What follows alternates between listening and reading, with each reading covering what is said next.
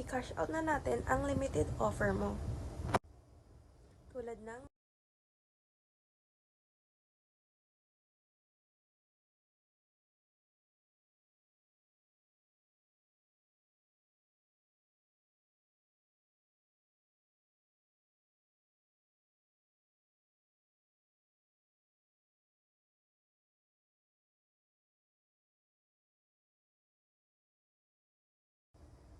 alam mo ba na pwede natin gawing cash ang credit card limits mo?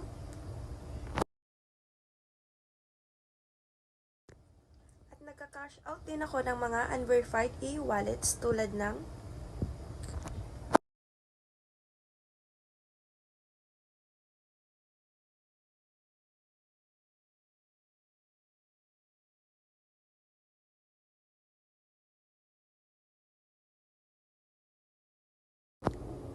follow mo na ang aking Facebook account, make sure na naka-Meta verified badge. Just make sure na video call while process para sure na legit ang iyong trader.